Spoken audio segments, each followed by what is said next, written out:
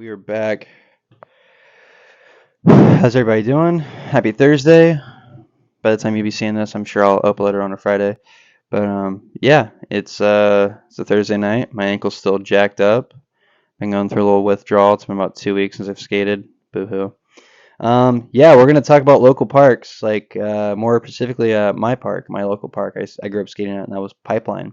And shout out to Tommy White for giving me this idea. Yeah, Pipeline. It is a one of a kind park. If you don't know about it, just Google it. Kokomo Pipeline, Kokomo, Indiana.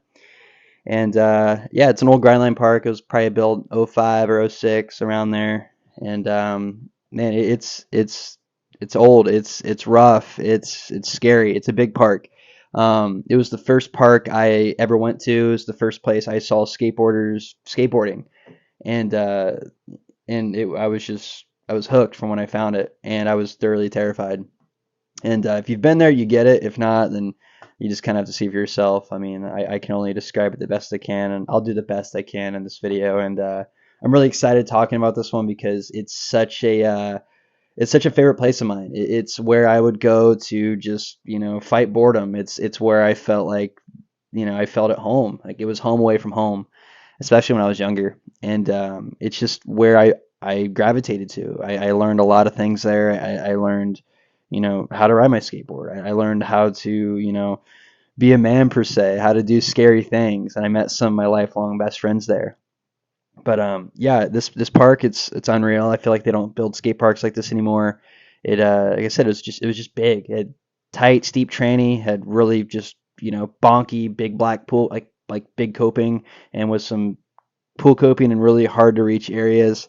Like the key to that park was just in figuring out how to navigate it. There's a million lines there to be had and seen, and kind of like in skateboarding today, without knowing it, you're just kind of stealing each other's lines to figure out how to get from point A to point B in a skate park. And that park was definitely one of them. It was just a giant rectangle. Like this park was on a rectangular slab dug in, and it had a very deep section, it had a middle section, it had a shallow. And like I said, it was all connected, and the shallow was connected to the middle via a spine. And the shallow was every bit of 4 to 5 feet deep, and we called it the penis bowl because from a bird's eye view, it was shaped like a penis. So obviously, you would call it that. And when you're 13, it's the funniest goddamn thing ever. And most of us would skate that. You'd find the corners of the bowls were always the most mellow. It didn't get too steep, so you'd learn to drop in on the corners and just drop in and pop out. And when we learned how to drop in, it was just doing air outs. Like I'm not going to do a rock to fakie because I'm going to get crushed. So I'm just going to pop out. And everyone who dropped in there, they learned an air out. And we'd jump over cones, trash cans, jump over each other. And that's what 90% of the sessions were when you started skating there, was just dropping into an air out. And then you'd learn how to carve and pump, and you'd kind of just play follow the leader. There was a lot of like, cops and robbers kind of thing, just see how fast you could go and see if you can keep up. And I think that kind of goes on in most parks, just follow the leader. But yeah, it was a place we spent every waking hour, every minute of our days there. If we weren't at school or didn't have like football or baseball practice, we'd be at that skate park. And if we asked our parents enough and pissed them off enough, like, hey, can you take me to the skate park or whatever? And because it was so out of the way, it was on the south side of town, and it was just it was built off like kind of thrown in the corner. The city was like, we need a skate park. We'll just throw this here. I don't think they knew what they were getting when they signed the dotted line for construction to begin. And it still stands today. Like it's an old park. It's showing its age. There's layers of graffiti. There's chunks missing out of concrete. Half the pool block's gone. Like it's an old park and it looks like shit. But man, it's one of my favorite skate parks on planet Earth. I've been to a handful of parks all over, but when I get asked, hey man, what's your favorite park? That skate park stands alone at the top. It's my favorite skate park, and it always will be. I think everyone's local, everyone's first park will always be their favorite because nothing will top that first experience. And yeah, it was. I learned everything there. Like, I mean, it's just. Man, it's hard to talk about because it's just I could go on for hours and days talking about this park and like all the experiences I had there. But man, I met lifelong friends there, and that's like the biggest part of skateboarding to me is meeting your friends, your brothers, the camaraderie you get through skateboarding. And I remember there was this big giant vert wall there, It's about 13 feet tall. I swear, as a kid, you want to say 20 feet tall. You have no gauge on like height and size. So most people are like, oh, the 20-foot tall vert wall. Like, that's insane. This thing was every bit of like 12 and a half, 13 feet tall, but it had about 3 to 4 feet of vert. Like, it was a tombstone. It was a wall.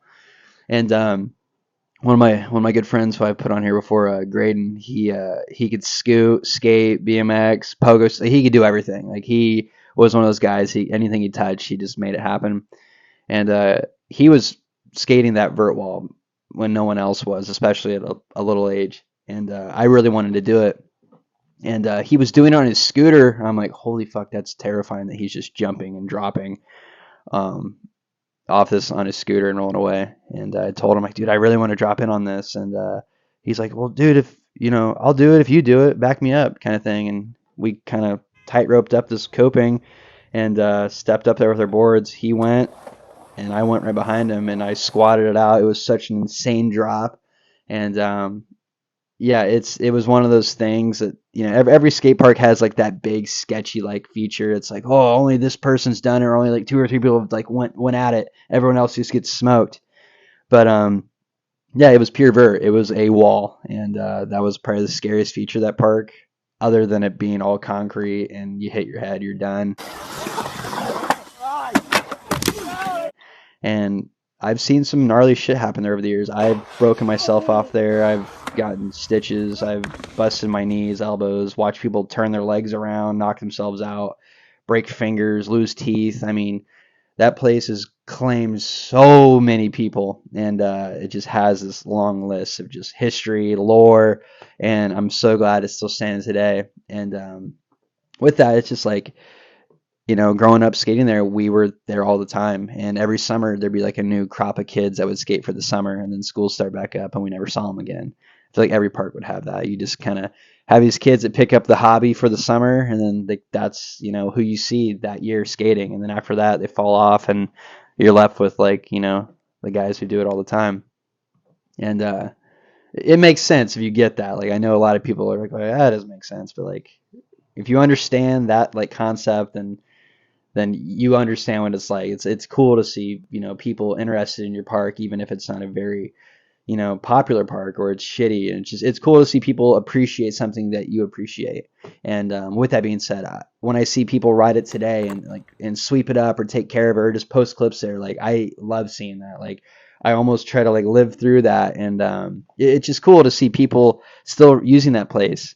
And it like when we were growing up, like, we looked at guys like Sean Milligan, JT Peterball, like Beanie Rostron, like Brian Patch, like Jeremy Johnson, Chris Schwartz. Like, these guys were the older dudes that skated this place, and we like tried copying their lines, or like, dude, how did he do that? How did he get there? Like, he touched the pool coping, like, that's insane. Like, they were there all the time, and we were learning through that and feeding off of it.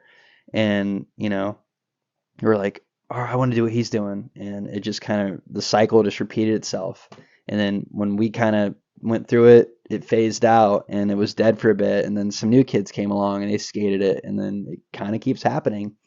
And it's one of those parks where it's showing its age severely. And I have nightmares. I've had nightmares about it. It's where I'm asleep and I have a nightmare. And it's like, in my dream, I pull up to the park and it's completely leveled and it's like a tennis court or something. And one day it'll happen, I'm sure, but man, it's I hope it doesn't, because that place is just one of my favorite places on earth, and it's probably the only park with an elbow full pipe. It has a macaroni elbow full pipe, like a full pipe, and an elbow shape, and I don't think there's many parks like that on earth. And Grindline really tried something new with that. I mean, the construction and the rebar alone, just to build that and the rest of the park, is just insane. Like, I've seen old project photos of that place being built, and it looks like nothing you've seen before. And like I said, they don't build parks like that anymore. It's a different style. Things have gotten easier. There's better ways to do things. But at that time, that place was just like end all be all, I feel like. And it's just my opinions too. Like, it was built before I started skating, and it's been absolutely terrorized by skateboarders, BMXers, parkour guys, hobbyists with their RC monster trucks, whatever.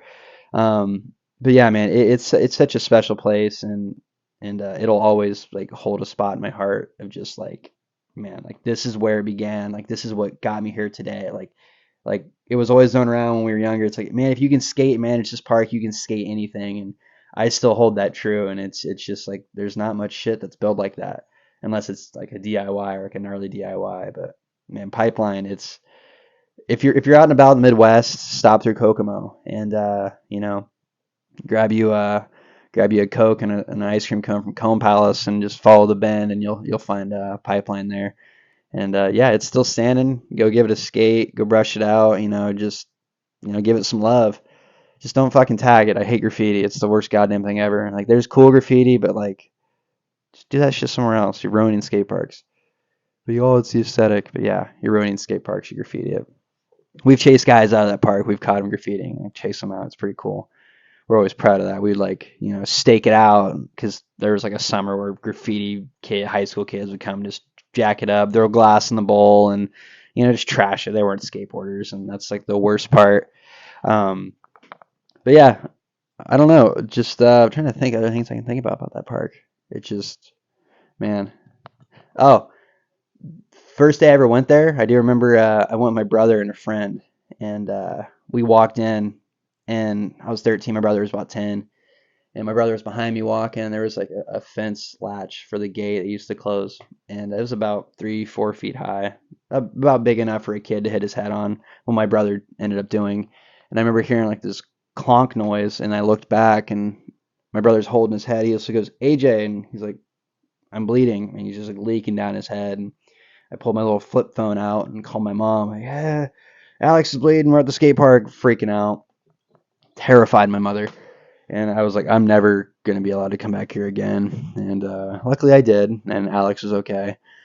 His skateboarding slowly declined after that. I think it maybe just turned him off of it. But yeah, and then a week or two later, I showed up again with some friends, and they threw together like a little hand-me-down, just makeshift board. And as soon as I put it on the ground, it fell apart, and I just sat on my ass and watched everyone skate for a few hours. And went home. My mom was like, "How'd it go?" I'm like, "I just kind of watched." It's like she didn't even know I had a skateboard. And I showed it to her, and it was like a piece of shit. Like it just fell apart. My friends were, nice enough to do that for me, but it didn't do the job.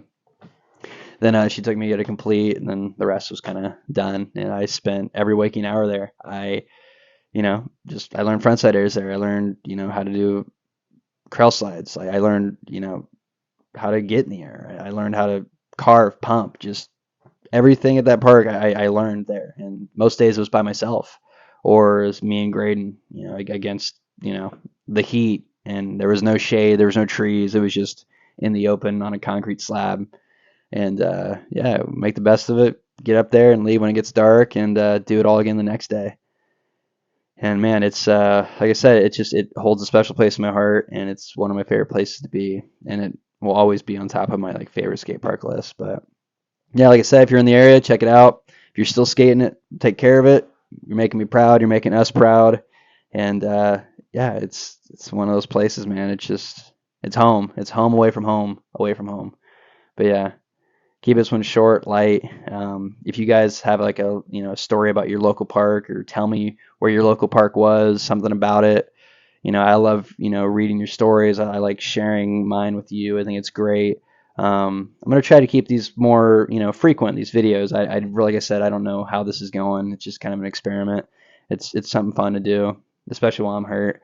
But yeah, and if you have any video ideas for the future, let me know. I can always use help. Sometimes I just, hit record and just kind of blank it for a bit, and then I'll snap into talking about whatever. But yeah, if you liked it, great. If not, even better. So happy Thursday, y'all. Have a great night. If you're hurting, heal up. If it's raining, stay dry. If it's cold, stay warm. If it's nice, go skate. And do it for those that can't. But yeah, um, yeah, we'll keep it at that. And yeah, have a good night, everybody.